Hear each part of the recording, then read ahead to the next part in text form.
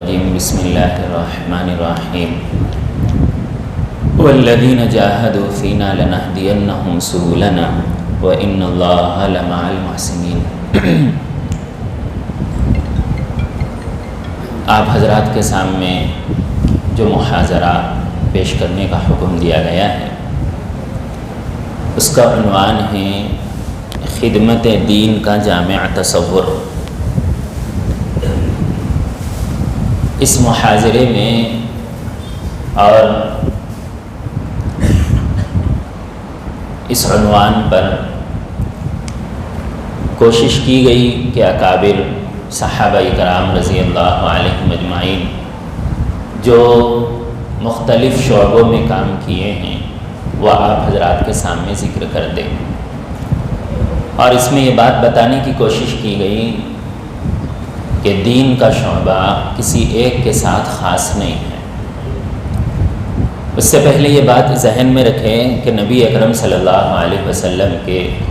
جیسے جسد اطہر سے نکلے ہوئے تمام اعمال، تمام اقوال، فقہی اعتبار سے، اعمال کے اعتبار سے وہ تمام کے تمام دعوت ہی ہے۔ اس لیے ہمارے اکابر نے کسی شعبے کو یہ نہیں کہا کہ یہی دین کا شعبہ ہے۔ الیاس صاحب رحمۃ اللہ علیہ کا ملفوظ ہے، وہ فرمایا کرتے تھے کہ دنیا میں جتنے مسلمان ہیں میں ان تمام کا احسان مند ہوں کہ انہوں نے اسلام قبول کر کے مجھ پر احسان کیا، ورنہ مجھے ہر ایک کے پاس جا کر ان کو کلمے کی دعوت دینی تھی۔ سعید احمد خان مہاجر مکی رحمۃ اللہ علیہ فرمایا کرتے تھے کہ دیکھو تمام انبیاء پر ایمان لانا ضروری ہے، اور نبی اکرم صلی اللہ علیہ وسلم کو آخری نبی ماننا اور اس نبی اکرم صلی اللہ علیہ وسلم کو بھی ماننا ضروری ہے۔ لیکن اگر کوئی شخص یہ کہے کہ میں نبی اکرم صلی اللہ علیہ وسلم کو نبی مانتا ہوں لیکن دوسرے انبیاء کو نبی نہیں مانتا، تو وہ قرآن اور احادیث کی روشنی سے وہ اس مسلمان نہیں مانا جائے گا۔ تو اسی کے پیش نظر یہ بتایا گیا کہ ہم جس شعبے میں اور جس خدمت میں اور جس دعوت میں ہم محنت کر رہے ہیں یہ بھی دعوت کی محنت ہے، یہ بھی تبلیغ ہے، یہ بھی دین کا ایک شعبہ ہے، اور اسی طرح دوسرے جو شعبے ہیں وہ بھی دین کے ہی شعبے ہیں۔ اگر کوئی یہ سمجھے کہ میں جس لائن میں ہوں یہی دعوت ہے، یہی تبلیغ ہے، یہی دین کی خدمت ہے، دوسرے جو شعبے ہیں وہ دعوت نہیں ہیں، وہ تبلیغ نہیں ہے، وہ دین کی خدمت نہیں ہے، تو گویا کہ وہ جس لائن میں لگا ہوا ہے وہ اس کی بھی خدمت نہیں کر رہا ہے۔ اس لیے جتنے شعبے ہیں ان تمام پر ایک دائرانہ نظر ڈالنا چاہیے اور ذہن میں رکھنا چاہیے۔ دوسری بات یہ ذہن میں رکھنا چاہیے کہ دین کا کوئی کام چھوٹا نہیں ہوتا، دین کا کوئی گول، اللہ کا نام چھوٹا نہیں ہوتا، کوئی تسبیح چھوٹی نہیں ہوتی۔ جب تسبیح اور اللہ کا نام چھوٹا نہیں ہے تو جس شعبے میں کام کر رہے ہیں، دین کے جس لائن میں کام کر رہے ہیں وہ کوئی چھوٹا نہیں ہے۔ آج کل بعض مرتبہ اپنے ساتھیوں سے سننے کا موقع ملتا کہ ہم فلاں تجارت میں چلے جائیں گے، ہم فلاں چلے جائیں گے تو شاید سدھر جائیں گے، مالی حالات درست ہو جائیں گے، پریشانیاں دور ہو جائیں گے، مصیبتیں دور ہو جائیں گے۔ یاد رکھ لیجئے آپ اس شعبے کو چھوڑ کر کسی اور دوسرے شعبے میں چلے جائیں گے تو یہاں جتنی آسانیاں ہیں، جتنی قدر ہے اور جتنی عزت ہیں، آپ دوسرے شعبے میں جانے کی وجہ سے نہ آپ کی مصیبتیں کم ہوگی نہ عزت میں اضافہ ہوگا۔ تو اس لیے دین کی جس لائن میں آپ ہے اس کو یہ سمجھے کہ اللہ مجھ سے لے رہا ہے اور یہ دین کا بہت اہم شعبہ ہے۔ انہی شعبوں میں سے ایک شعبہ ہے اذان کا شعبہ، مؤذنی کا شعبہ۔ لوگ یہ سمجھتے ہیں کہ اذان دینا یہ دعوت نہیں ہے، حالانکہ آپ اذان کے جملوں پر غور کریں تو وہاں اذان کے جملے خود یہ بولتے ہیں کہ بھئی یہ دعوت ہے، حی علی الصلاۃ، حی علی الفلاح، کہ نماز کی طرف آئیے، نماز کامیابی کی طرف آئیے۔ خود یہ جملے خود یہ ہیں کہ بھئی یہ دعوت دے رہا ہے۔ بلکہ آپ اذان کے بعد کی دعا پڑھیں گے، اللہم رب ہذہ الدعوۃ التامہ، دعوت تامہ کہا گیا ہے۔ ہمارے اکابر صحابہ کرام رضی اللہ علیہم اجمعین کے بارے میں یہ بات ملتی ہے، وہ فرمایا کرتے تھے خاص کر حضرت علی رضی اللہ عنہ کے سلسلے میں کہ میں نبی اکرم صلی اللہ علیہ وسلم سے درخواست کر لیتا کہ حسن اور حسین کو مؤذنی کی چیز کے مؤذن کے لیے میں منتخب کر دوں، کاش میں منتخب کر لیتا۔ اور بعض صحابہ کے بارے میں بات ملتی ہے کہ ایک جگہ پر مؤذن کا انتقال ہوا تو صحابہ میں یہ اختلاف ہوا کہ بھئی مؤذن کون بنے گا۔ اس کی اہمیت کے پیش نظر کتنی روایتیں، کتنے احادیث اور کتنے نبی اکرم صلی اللہ علیہ وسلم کی بشارتیں اذان مؤذن سے متعلق کہی گئی ہے، لیکن ہمارا ذہن اور بعض دیندار کہلانے والوں کا ذہن یہ ہے کہ بھئی یہ اذان کوئی دعوت نہیں ہے، حالانکہ خود دعوت ہے، اذان دعوت ہے۔ اسی طرح سے ایک شعبہ ہے کہ مسجد کے لیے، مدرسے کے لیے،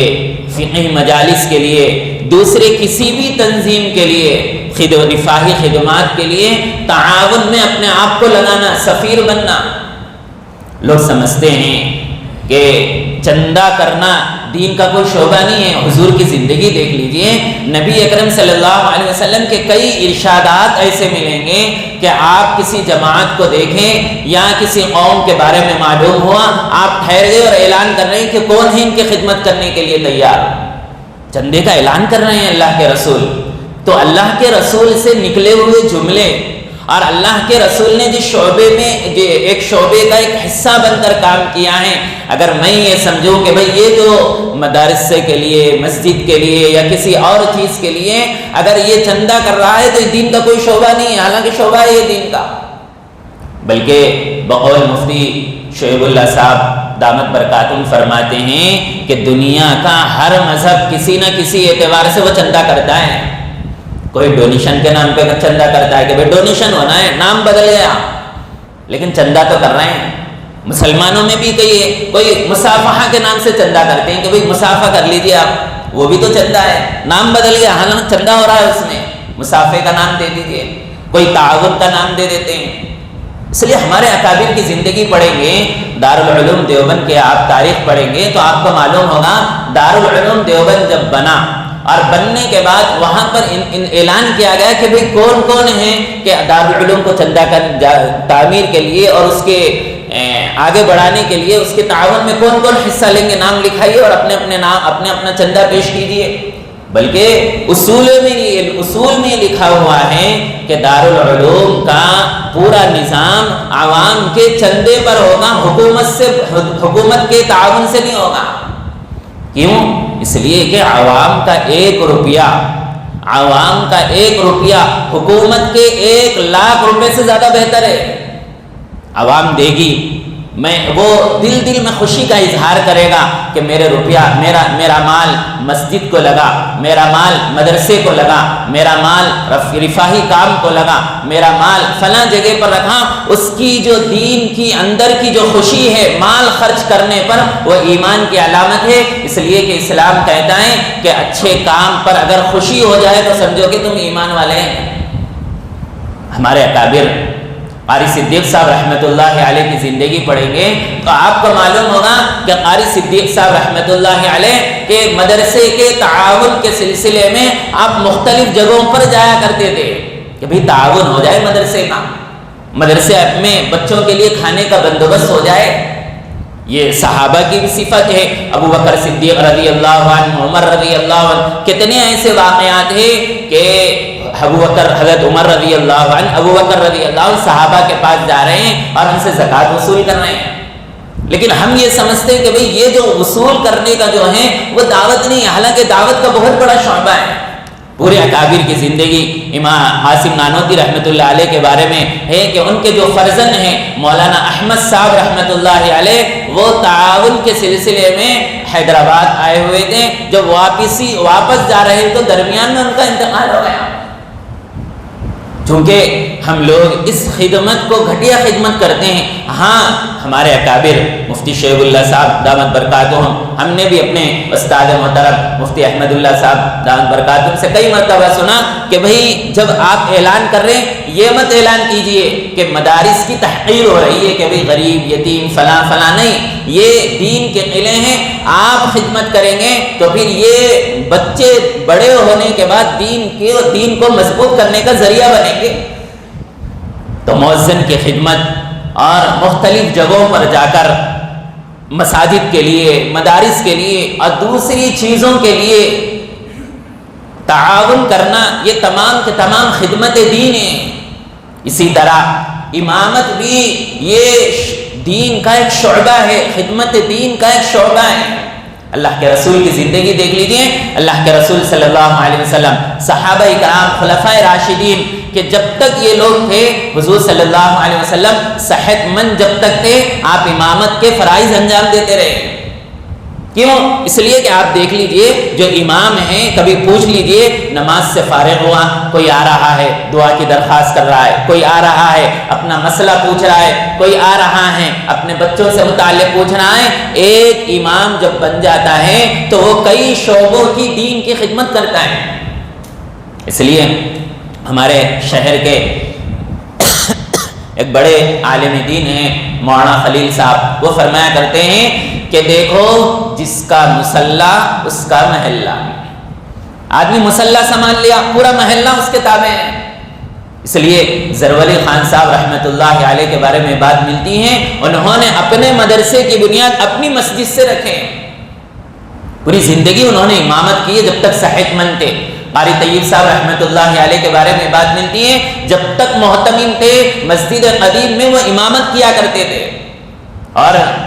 اہل علم کا اور بعض دوسرے لوگ کہ بھئی آپ یہ چھوڑیے، آپ اس کام میں لگیے، امامت چھوڑ کر فلاں جائیے، نہیں، امامت ایک ایسا شعبہ ہے۔ یہ بقول بنگلور کے ایک بڑے عالم دین وہ فرمایا کرتے ہیں کہ امامت ایک ایسا شعبہ ہے جو سنت متواترہ اللہ کے رسول صلی اللہ علیہ وسلم سے لگاتار کا ایک سلسلہ چلا رہا ہے۔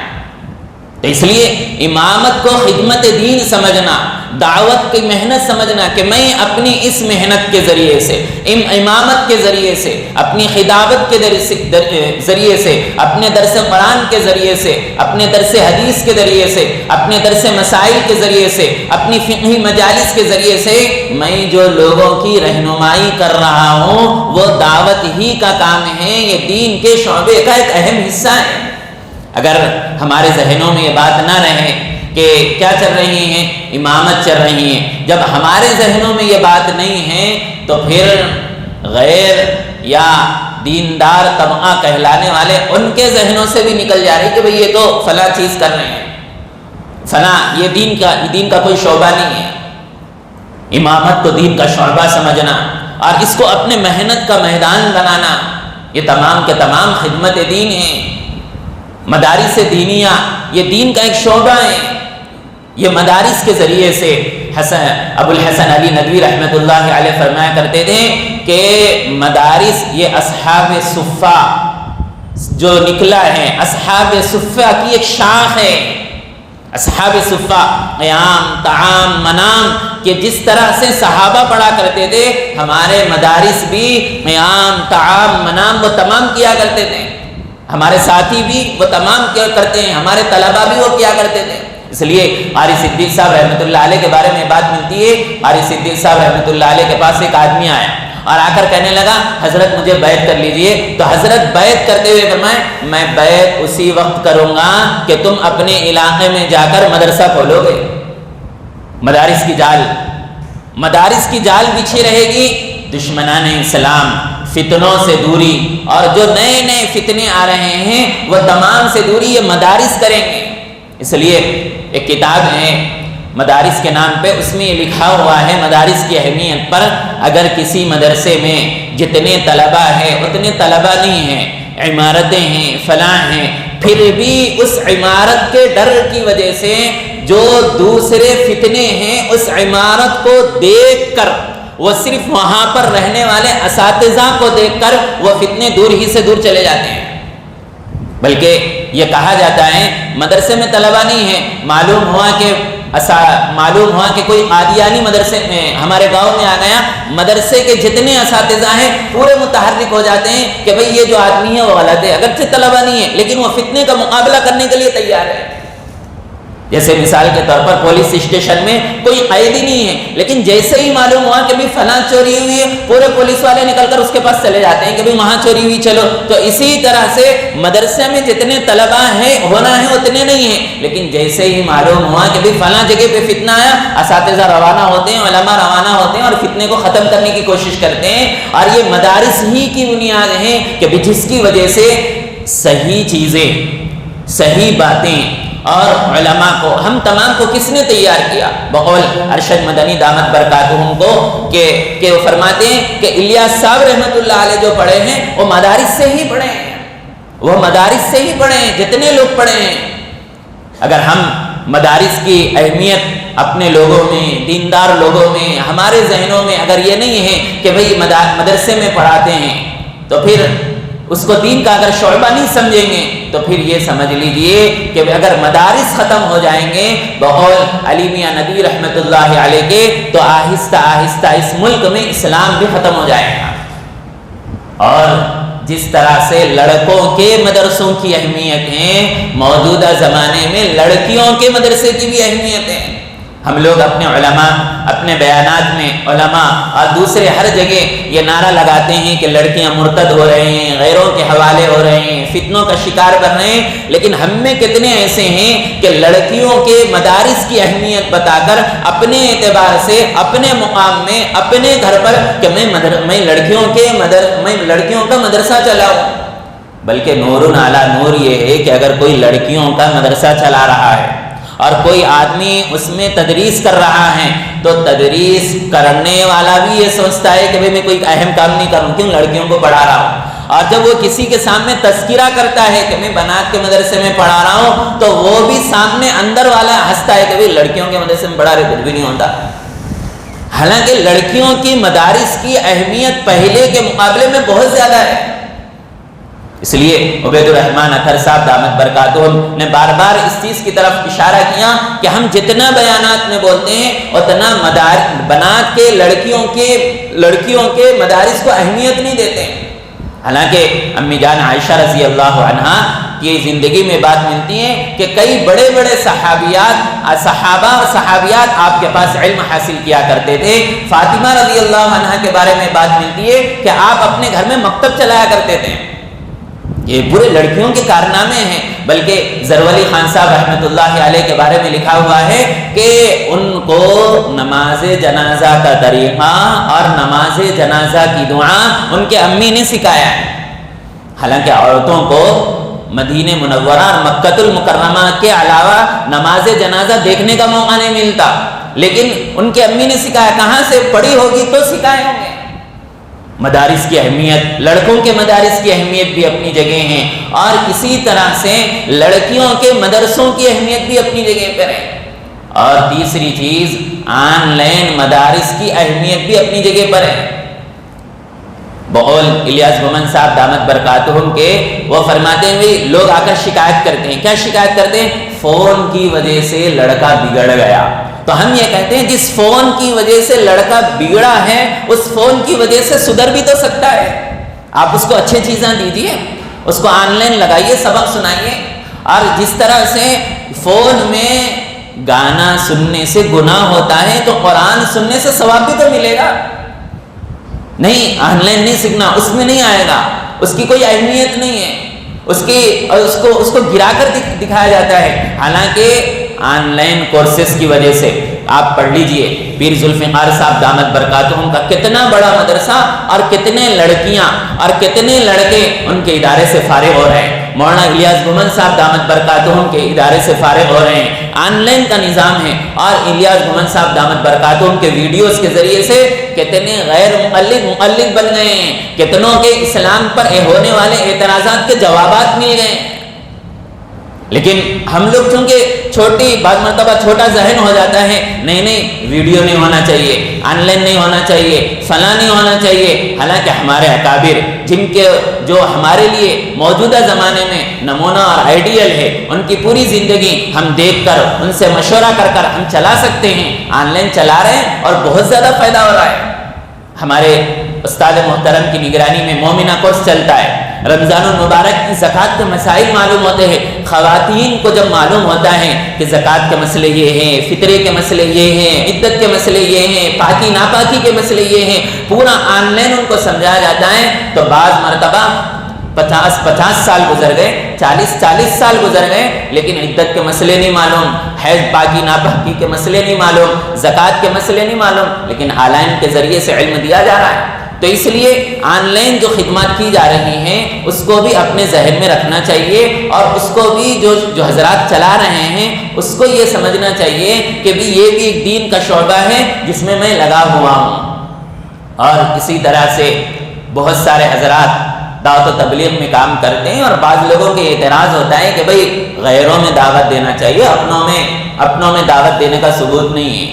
حالانکہ قرآن کی آیات اور احادیث کی روشنی میں آپ خود بتائیے کہ جتنے احادیث اللہ کے رسول صلی اللہ علیہ وسلم نے بتائے ہیں وہ مسلمانوں کے سامنے بتائیں کہ غیروں کے سامنے بتائیں؟ جہاں صحابہ کے سامنے بتائیں، غیروں کے سامنے بھی بتائیں، لیکن صحابہ کے سامنے بتانا گویا کہ ان کو یاد دلانا بھی اور حکم بھی بتانا ہے۔ اور قرآن میں یا ایھا الذین آمنوا آمنوا کہ بھئی اے ایمان لاؤ پورے اعتبار سے۔ تو اس لیے جو کام دعوت و تبلیغ کا ہو رہا ہے، مسلمانوں میں جو محنتیں ہو رہی ہیں وہ بھی قرآن سے ثابت ہے، احادیث سے ثابت ہے، بلکہ دعوت و تبلیغ ایک کتاب ہے جس میں لکھا گیا ہے کہ بعض انبیاء صرف مسلمانوں میں محنت کے لیے بھی بھیجے گئے تھے، صرف مسلمانوں میں محنت، غیروں میں نہیں، مسلمانوں میں محنت کے لیے، انبیاء کی نسل کو سمجھانے کے لیے کہ بھئی مسلمانوں میں محنت، یہ ایسا نہیں کہ بھئی اس کو چھوڑ دیا جائے۔ یہ حیات الصحابہ کی جلد اول پڑھیں گے آپ کو معلوم ہوگا، جلد اول کے اکثر واقعات وہ ملیں گے جو صحابہ کرام رضی اللہ علیہم اجمعین اپنے صحابہ کو کسی واقعات سنا کر، کوئی مسئلہ بتا کر، یا ایمان کے اضافے کے سبب مجالس لگ رہے ہیں، اور یہ تمام کے تمام دین کی محنتیں ہیں۔ دین کی جہاں اپنے لوگوں میں محنت ہونا ہے وہیں غیر مسلموں میں بھی محنت ہونا ہے۔ بعض مرتبہ دیکھا جاتا ہے، سنا جاتا ہے، بعض لوگ جو دین کے کام کرنے والے ہیں، یعنی مسلمانوں میں کام کرنے والے ہیں، وہ یہ کہتے ہیں کہ بھئی پہلے مسلمان سدھر جائے تو پھر غیروں کو دعوت دیں گے۔ یہ بھی غلط ہے، یعنی اگر آپ کسی وجہ سے روزہ نہیں رکھ رہے ہیں، نماز نہیں پڑھ رہے ہیں، تو آپ کے اوپر روزہ معاف نہیں ہوتا، ایسا نہیں ہے۔ آپ کو روزہ بھی کرنا ہے، نماز بھی پڑھنا ہے، روزہ بھی رکھنا ہے، نماز بھی پڑھنا ہے۔ تو جو لوگ مسلمانوں میں دعوت کا کام کر رہے ہیں وہ بھی بہت اچھا کام ہے، اس کو بھی کرنا چاہیے، لیکن جو غیر مسلموں میں کام کر رہے ہیں وہ موجودہ زمانے کے اعتبار سے بہت زیادہ ضروری ہیں، بلکہ بقول مولانا سید احمد ومیز ندوی دامت برکاتہم کے، وہ فرماتے ہیں ایک لمبا عرصہ ہم لوگوں میں اس طرح سے گزرا ہے کہ ہم غیروں میں دعوت نہیں دے سکے، جس کی وجہ سے یہ دشمنیاں اور مسلمان دشمنوں میں اضافہ ہو رہا ہے۔ کیوں؟ ہم نے دعوت نہیں دی، غیر مسلموں کو بتاتے حضور کیا ہے، اذان کیا ہے، زکوٰۃ کیا ہے، حج کیا ہے۔ اگر ہم بتاتے ہیں تو پھر اس کے ذریعے سے اسلام کے پھیلنے کا ذریعہ بنتا ہے۔ اس لیے منظور نعمانی رحمۃ اللہ علیہ کے بارے میں بات ملتی ہے، انہوں نے کتاب لکھی اسلام کیا ہے، بقول علی میاں ندوی رحمۃ اللہ علیہ کے، کہ وہ چھوٹے سے رسالے میں کئی لوگوں نے اسلام قبول کیا۔ یہ تو شاید ہو سکتا ہے چند سالوں کی مثال آپ مولانا کلیم صدیقی صاحب دامت برکاتہم کی جو کتاب پڑھیں کہ آپ کی امانت آپ کے سیوا میں، جو چھوٹی سی کتاب ہے، اس کو پڑھ کر کئی لوگوں نے اسلام قبول کیا۔ پھر غیروں میں دعوت، ابو الحسن علی ندوی رحمۃ اللہ علیہ برما میں انہوں نے کہا تھا کہ دیکھو اگر تم غیروں میں دعوت نہیں دیں گے کہ تم کٹو گے، لیکن انہوں نے اس موقع کی نزاکت کو اور ان کی بات کو اتنا پیش نظر نہیں رکھا تو حال میں کٹے۔ اور وہی جملہ ہمارے ملک میں بھی کہا کرتے تھے کہ دیکھو غیروں میں دعوت کا کام شروع کر دو ورنہ یہ اسپیم بن جائے گا، پھر تمہارا کوئی وجود نہیں رہے گا۔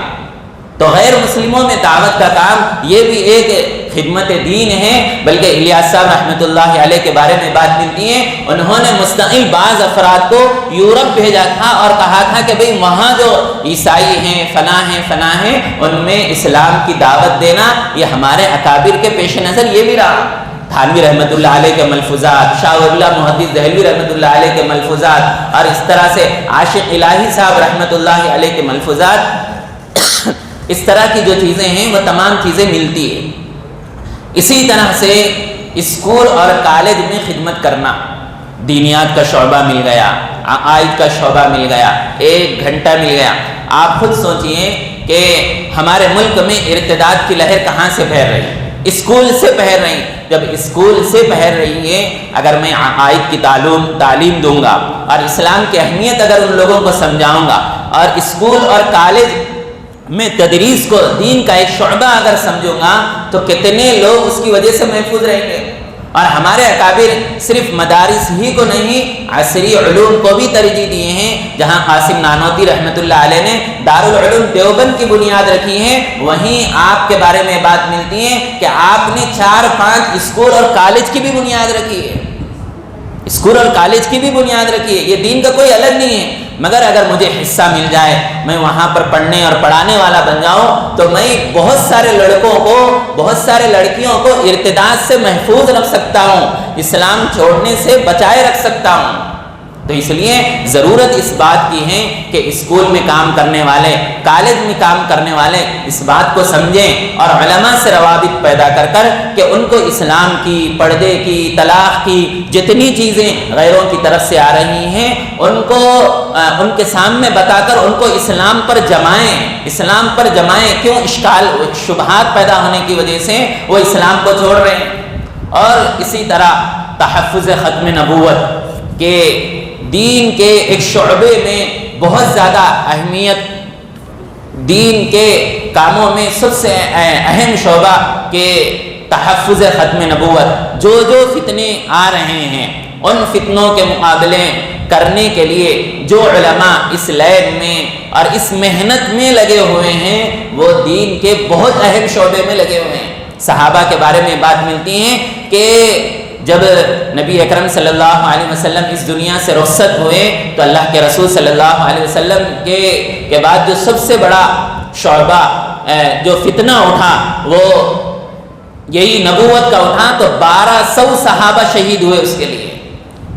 1200 صحابہ شہید ہوئے۔ حضرت شاہ جمال الرحمن صاحب دامت برکاتہم کے بارے میں وہ فرما رہے تھے کہ میرے والد صاحب ایک مرتبہ کسی جگہ پر گئے اور چند علماء ہیں، اور آ کر انہوں نے کہا کہ حضرت ہم تحفظ ختم نبوت کا کام کرتے ہیں، آپ ہمیں ذکر و اذکار دے دیجئے۔ تو حضرت صوفی صاحب رحمۃ اللہ علیہ نے کہا کہ جو تحفظ ختم نبوت کا کام کر رہے ہیں، انہیں ذکر اذکار کی بھی ضرورت نہیں، یہ خود ذکر ہے،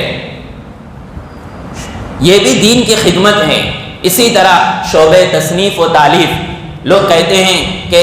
قدم سے ہوگا، قلم سے نہیں ہوگا۔ بھائی قدم بڑھاؤ، قلم مت چلاؤ۔